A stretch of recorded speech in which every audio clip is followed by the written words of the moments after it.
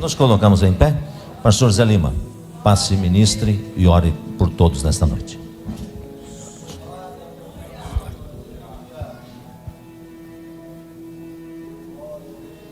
Graças a Deus. Queridos irmãos, com alegria eu quero vos cumprimentar com a paz do Senhor. Quero magnificar os céus, magnificar a Deus pelo santo privilégio de poder retornar aqui depois de algumas décadas, não é? Mas o importante é voltar, né? Eu estou feliz por poder voltar aqui, retornar a esta casa e agora casa nova. Quero parabenizar os irmãos pela igreja, o tempo lindo, bonito. E estou muito feliz. Quero magnificar a Deus pela vida do pastor Jair, nosso amigo. Pastor Rafael não está, né? Mas deixo registrado aqui minha gratidão a Deus pela vida dele. Na pessoa dos pastores, todos os demais que estão aqui, não vou citar nome, que não conheço, né? E conhecer os irmãos aqui para mim é um privilégio. Faz 33 anos que eu estou viajando nesse Brasil e fora dele, e eu não dou conta de conhecer os filhos do meu pai. Você sabe que meu pai, sou filho de um pai que tem uma filharada espalhada por todo o planeta. Já andei nas Américas, na Europa, em vários continentes, e eu não dou conta de conhecer os filhos do pai. O que você acha desse pai? Ele é fraco ou é forte? Ele é fraco ou é forte? Então diga assim, ele é forte. Aonde a gente vai tem filho do pai por lá, não é? Deixa eu ver quantos filhos do meu pai tem aqui. Diz aleluia. Não, esse aleluia foi tão fraco, foi de quem não é filho dele, irmãos. Filho do meu pai dá um aleluia mais empolgado. Só os filhos do pai diz aleluia. Diga, eu sou filho dele. Diga com mais vontade, sou filho dele. E ninguém tem nada a ver com isso. Olha para o seu irmão, aperta a mão dele e diga, você é meu irmão. Aleluia. Que lindo, né? Graças a Deus. Querido, sem mais delonga, eu convido o senhor e senhora para nós abrir a Bíblia Sagrada, o livro sagrado. Esse livro que está na sua mão, chamado Bíblia. Quem tem a Bíblia, deixa eu ver. Bíblia, diga Bíblia Sagrada. Diga, eu tenho a Bíblia. Está na minha mão. Mas a palavra está no coração. Se você não tem uma Bíblia, dá um jeito de comprar uma Bíblia, tá, irmão? Tá? Essa aqui não pode faltar na sua mão. Essa Bíblia é um livro composto por 66 livros, em um total de 2 testamentos, Antigo e Novo, 39 no Antigo, 27 no Novo, 1189 capítulos, 31.175 versículos aproximadamente, 810.697 palavras aproximadamente, 3.566.480 letras. A Bíblia é o livro mais lido em toda a história. É o livro mais editado e é o livro mais vendido no mundo. Não tem livro no mundo que ganhe da Bíblia, irmão. Não tem. A Bíblia está em primeiro lugar. Quem ama a Bíblia diz amém. Abra comigo a sua Bíblia no livro de Provérbios. Provérbios, capítulo de número 24. Ou melhor dizendo, capítulo 15, versículo 24. Provérbios 15 e 24. Eu geralmente, pastor Jair, eu leio um texto, às vezes a metade do texto. Hoje eu vou ler 2 textos com os irmãos aqui. 2 textos, apenas 2 textos, tá? Provérbios 15 e 24. E nós vamos fazer uma leitura inteligente, uma leitura didática, tá, irmão? Uma leitura didática. É uma leitura inteligente onde todo mundo vai ler comigo, tá? Certo? Só que ali está diferente da minha tradução. Então, como os irmãos vão ler comigo, eu leio aqui e você repete aquilo que eu leio, tá? Para nós ficar só numa tradução.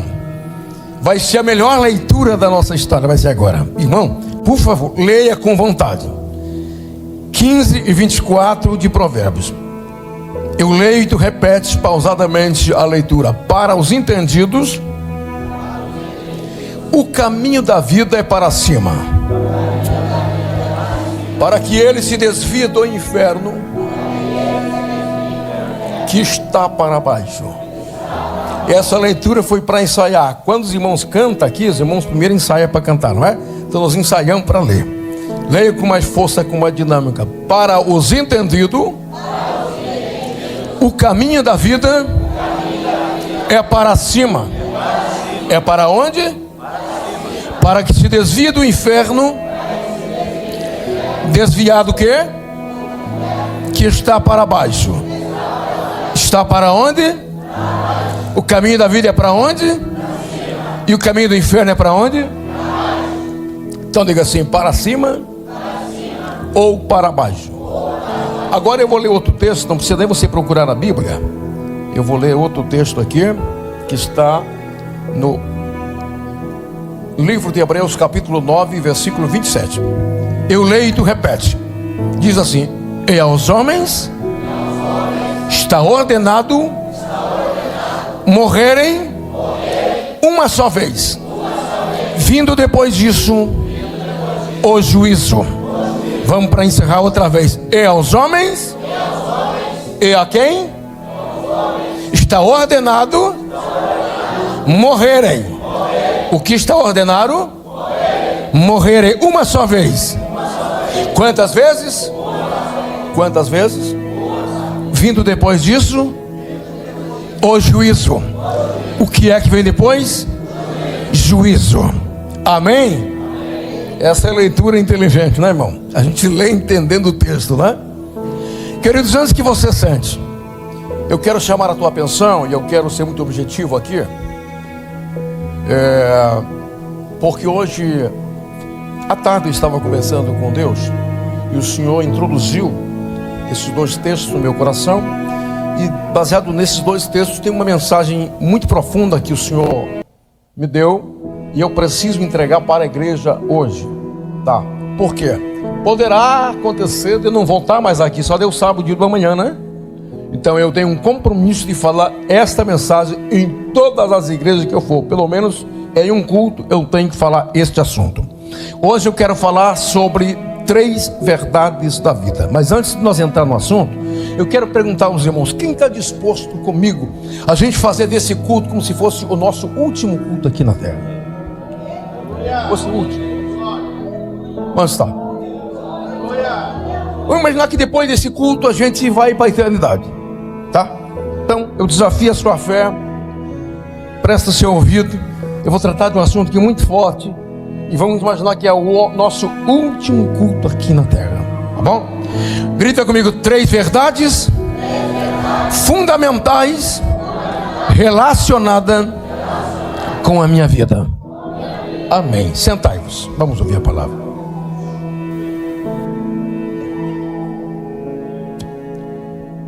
Queridos e amados, senhoras e senhores,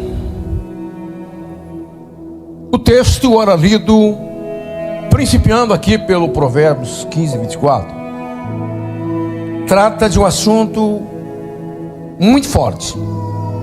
Por muitos e muitos e muitos anos, esse texto, ele soava como uma pergunta dentro de mim, querendo entender melhor esse texto.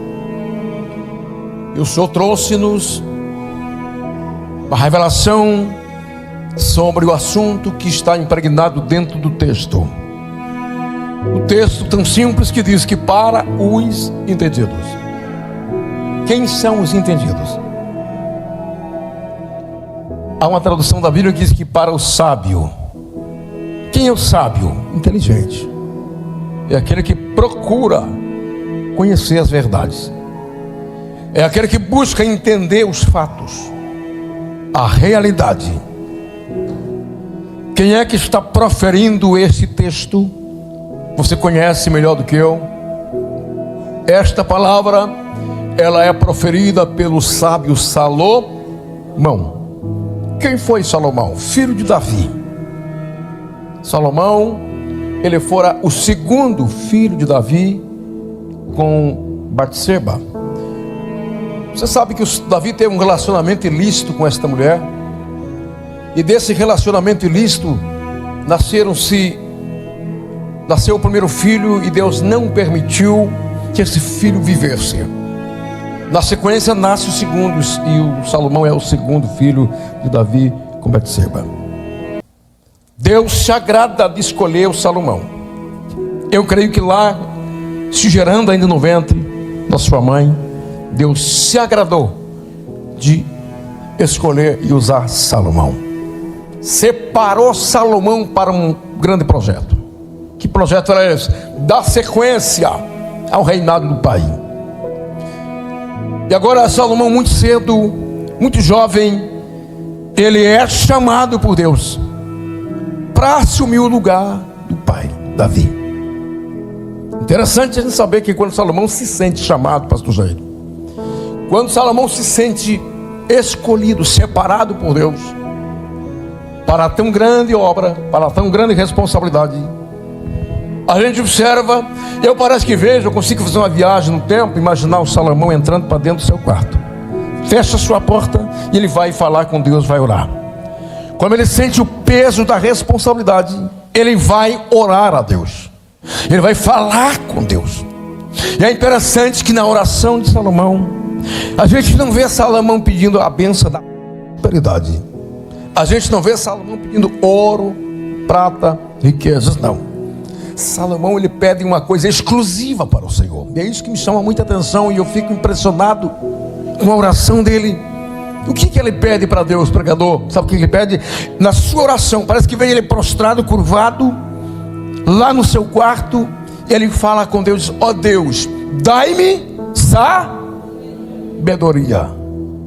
É a única coisa que ele pede ao Deus, sabedoria, para que eles soubessem entrar e sair no meio da nação, no meio do povo.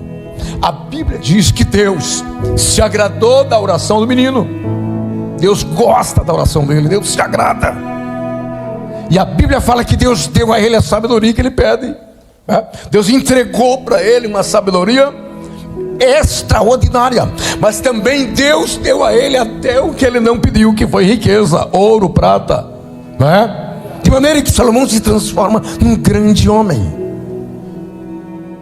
Ele se transforma num dos reis mais sábios. Falando em humanos que pisou a terra, Salomão foi o homem mais sábio, mais inteligente. Salomão foi dotado de uma sabedoria extraordinária, divina. Deus enriquece Salomão com esta sabedoria diferenciada. E aí Deus se agrada da oração dele, e Deus acrescenta tudo que ele não pediu, Deus deu a ele, porque Deus conheceu e viu a intenção do seu coração. De maneira que Salomão se levanta como um grande rei na terra. E Salomão reinou 40 anos, dos anos de dos anos de 970 a 930 a.C. Foi o reinado de Salomão. Salomão foi o homem que construiu o primeiro templo em Jerusalém. E a Bíblia fala que quando Salomão reinou, a terra teve paz, teve tranquilidade.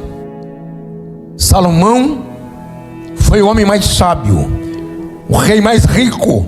A Bíblia fala, a história fala que Salomão, ele fez aliança, ou seja, ele fez negociações com outras nações, comercializava, ele tanto mandava quanto trazia coisas valiosas de outros países para as terras de Israel. Salomão cresce, Salomão se torna um grande rei. Quando eu olho para Salomão, eu não vejo Salomão apenas como um rei inteligente, sábio. Eu vejo Salomão como um homem poeta, como um pensador, como um analista número 1. E Salomão, apesar de todas as suas responsabilidades, seus compromissos, seus afazeres, Salomão era o tipo de homem que ele tirava tempo para analisar, para pensar, para raciocinar. E aqui no texto que ora lemos, eu vejo Salomão, ele vai tirar um tempo dos seus afazeres, separa um tempo para fazer um raciocínio, análise. Qual é o assunto que entra em pauta? Salomão vai pensar, vai analisar, vai estudar sobre a vida. Repita comigo, diga assim: vida. Diga outra vez: vida. Só que a vida que Salomão vai estudar, vai pensar, vai analisar, não é simplesmente esta vida humana aqui. Ele vai pensar numa outra vida depois desta vida, a vida depois dessa. Quem crê que tem uma vida depois dessa? Deixa eu ver. E é exatamente esta vida que entra em pauta no análise no seu raciocínio.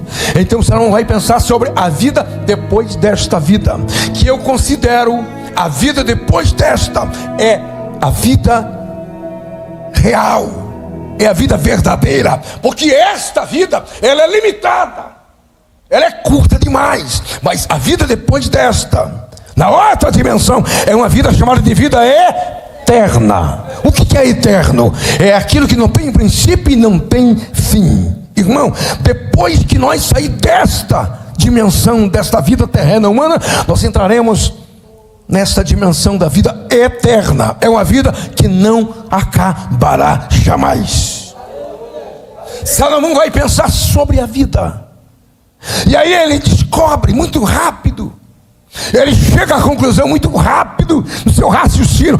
Ele descobre que para os entendidos, para o sábio, para o inteligente, o caminho desta vida é lá para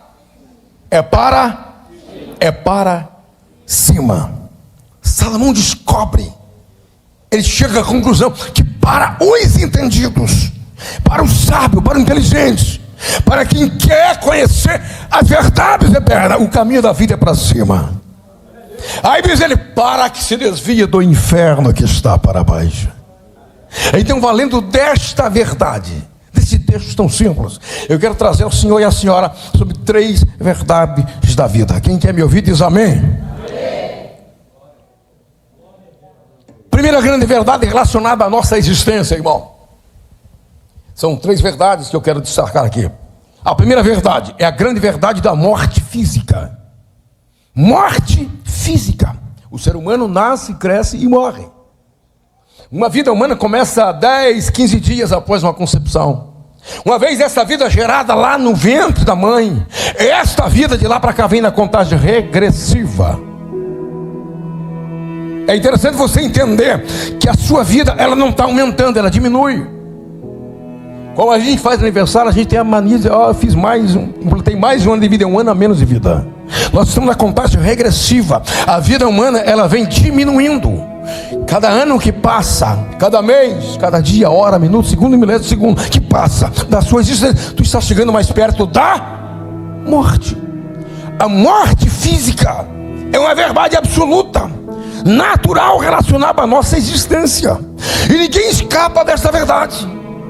Se eu perguntar aqui quantos têm o poder de escapar da morte física, ninguém vai levantar a mão, porque todos nós estamos sujeitos a esta realidade. Grandes e pequenos, ricos e pobres, todos terão que passar por ela. Desde que há ser humano na terra, não houve ninguém com a capacidade de escapar da morte. Nem o próprio Filho de Deus escapou da morte, teve que passar pela morte. A Bíblia fala de 2 homens que não morreram, mas houve um plano e um propósito específico de Deus. Quem são eles? Elias e Enoque. Esses 2 não morreram. O Elias foi arrebatado vivo, não provou a morte. É um tipo, uma simbologia do arrebatamento da igreja. O Enoque, a Bíblia diz que Enoque andava com Deus, caminhava com Deus, e Deus para si tomou. Somente Elias e Enoque, em toda a raça humana, não provaram a morte. Fora Elias e Enoque, todos provaram. De Adão até nós, todos morreram.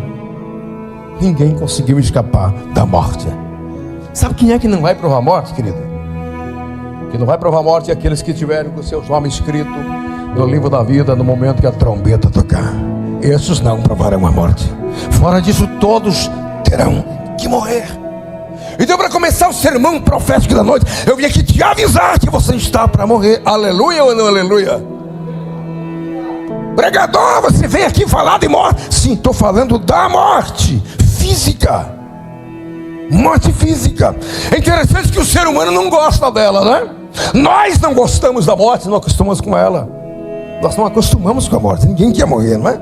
Ninguém quer, né? Ninguém quer. Satanás um dia disse para Deus: ó Deus, o homem paga para não morrer, ele paga para viver. O homem não quer morrer. Só que não tem escapatória, irmão. Grandes e pequenos, ricos e pobres, brancos e morenos, vai ter que passar por este processo chamado morte física. Aleluia. Alguém disse aleluia ali? Não é fácil, aleluia, saber que vai morrer, né, irmão? Mas essa é a verdade, ninguém escapa dela. Pregador não escapa, pastor não escapa, ninguém escapa, certo?